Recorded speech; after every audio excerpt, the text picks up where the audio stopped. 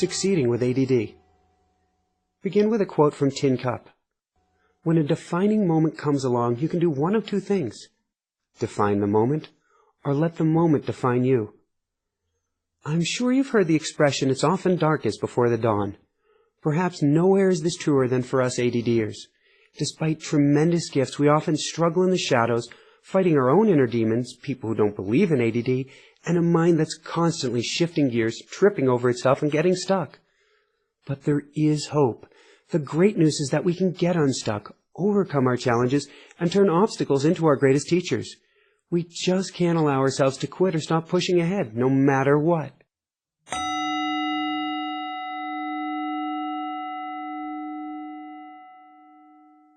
Inspiration. Think you can't? Thomas Edison was told he was unteachable. He was kicked out of 3 schools before being homeschooled. His last headmaster said he'd never make it, that he was a complete screw-up. But Edison never gave up. With his creative mind, he devised and patented over 10,000 inventions, including the light bulb, phonograph, and film.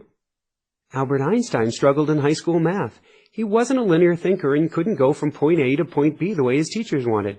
Good thing he didn't, or we wouldn't have his incredible, far-reaching, and creative theory of relativity that shaped modern physics. Do you like Disney World or Mickey Mouse? An editor once fired Walt Disney for a lack of good ideas. Do you enjoy great novels? Russian author Leo Tolstoy flunked out of college. Wernher von Braun, a visionary pioneer in rocket science, flunked 9th grade algebra. Winston Churchill, celebrated for pulling the United Kingdom through its darkest days during World War II and being instrumental in the Allied success, failed the 8th grade. Ever struggled in chemistry? So did Louis Pasteur, brilliant chemist and creator of the pasteurization process. And apparently Einstein isn't the only challenged physicist. Sir Isaac Newton, who discovered the laws of gravity, also struggled badly in grade school. The next time you go to a department store, look around you at the clerks. There was once a 21-year-old who wasn't allowed to talk with customers because his bosses thought he lacked common sense. His name was F.W. Woolworth, and he went on to found Woolworths, the basis for all modern department stores.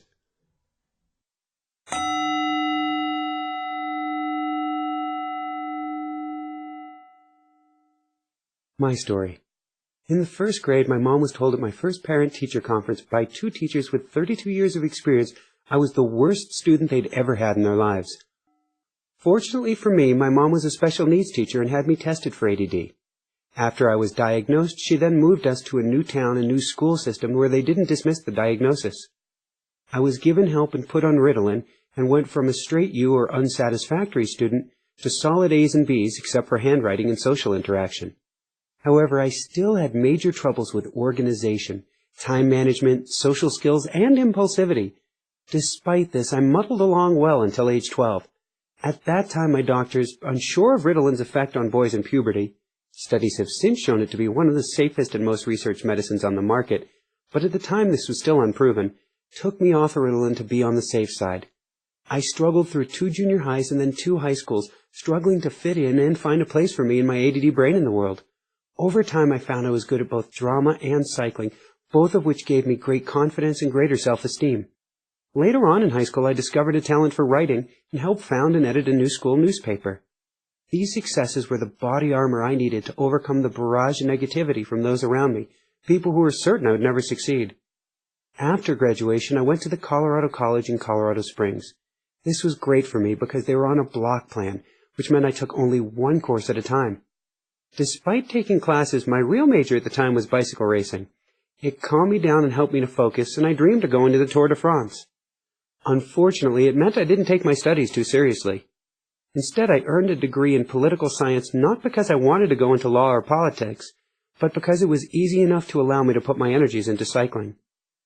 After college, I moved to Europe to pursue my dream of becoming a Tour de France cyclist, but instead was hit by a car while racing in the French Alps. After 3 years, my body was too injured to continue and I moved back to the States. At first, I wallowed in feelings of failure and mediocrity, but eventually I found a job I enjoyed and became heavily involved in business. My ADD gift meant I was very creative, energetic, good with people, and able to see the big picture. I worked my way up the corporate ladder to become a high-level executive. However, while I was great at ideas, I had immense difficulty with follow-through. And though I was highly productive and great at multitasking, my poor sense of prioritization meant I was always behind. My desk had a mountain of papers on it, and I had no idea how to sift through them. I also had trouble reading the social cues of both my coworkers and employees. In most people's eyes, I was very successful, but I felt constantly on edge, as if failure, a giant piano of doom, was about to fall from the sky. I was constantly juggling too much and jumping from crisis to crisis, leaving myself with a sharp, nagging anxiety that things were about to plunge out of control. This unsettling, nagging feeling tore into my gut until I left my job, income, and semi-stability behind to chase my dreams and start my own company. I had a great idea and thought it'd be a tremendous success. And it might have been, had I followed through on it. However, without the stability of routine or accountability to anyone else, I couldn't get focused or remain on task.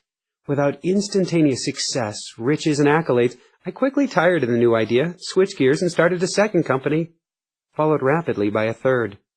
I was now flailing, bouncing from idea to idea, without the foundation or direction I needed to stay on track and patiently wait to turn a profit. Then I really jumped off the deep end. Having completed exactly one triathlon, I impulsively decided to leave business altogether and become a professional triathlete. I spent thousands of dollars to pack up all my belongings, put my house up for sale, and drive a U-Haul almost 2,000 miles out to California. There with my 2 dogs, I lived out of my car, unable to rent even the most run-down of shacks with my spotty credit. Homeless, unemployed, without local friends, a support network, or savings, I finally saw I'd made a terrible mistake. Frustrated and disheartened, I came crying back to Colorado. I knew I had to stop bouncing from idea to idea. After quite a bit of brainstorming and soul-searching, I felt more education would help ground me and get my life back on track.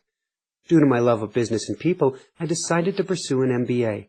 In typical ADD style, I hyper-focused for 2 weeks to cram for the GMAT, barely sleeping and rooted to my computer. Though highly suspect and terrible on my body, my unorthodox study method worked. I scored well on the test and was accepted into Colorado State University's MBA program. Going to school was a great idea, but what I did next was not. I was also interested in technology and computers, so I thought I'd pursue a computer degree after getting my MBA. However, a director at the school half-jokingly suggested that instead of getting one degree and then the other, why don't you get both at the same time? He told me no one's ever done that before. As a typical ADDer, I thought this was a great idea. But little is good, more is better, right? So I enrolled for both the accelerated MBA and computer programs simultaneously. When school started, I found out the hard way how ADD affected me as an adult student. School was completely overwhelming, and in particular, 7 graduate-level classes at the same time was insane. I'd been out of school for 10 years and had never even taken more than 1 class at the time. I didn't remember how to study, write papers, or concentrate in class. I couldn't remember what was due when. I was completely overwhelmed by the workload, and even on quizzes where I'd tutored other students, I would freeze up during the tests. It was a miracle I survived my first 2 semesters. Everything was a struggle. I'd study until 4 in the morning, collapse, and then have to be back at school at 8. In the midst of sleep-deprived tears and angst, I swung back and forth between thinking I'd flunk out of the programs and wanting to quit them. But I kept going and pushed through the nightmare, convinced it'd be beneficial in the long run. However, after the first year, I'd really had enough. I didn't want to quit, but I knew I had to do something. The second year was supposed to be that much tougher than the first, and I'd barely survived that one. I decided it was time to look into the symptoms and treatment of adult ADD. Until then, I'd been trained and taught that adult ADD was just an excuse and not a reality. Psychiatric professionals who didn't believe in ADD had also pretty nearly convinced me that my problem was something else, and not as severe as I knew it to be. But what else could account for trying harder only to fall further behind, or knowing what to do but being unable to actually do it? While I knew I was overextended, that didn't explain my freezing up, feelings of anxiety, poor juggling skills, disorganization, and lack of concentration. I had myself tested at the school for adult ADD, and the diagnosis was confirmed. I was prescribed Adderall, which helped me calm down, focus, and begin my ADD journey of self-exploration.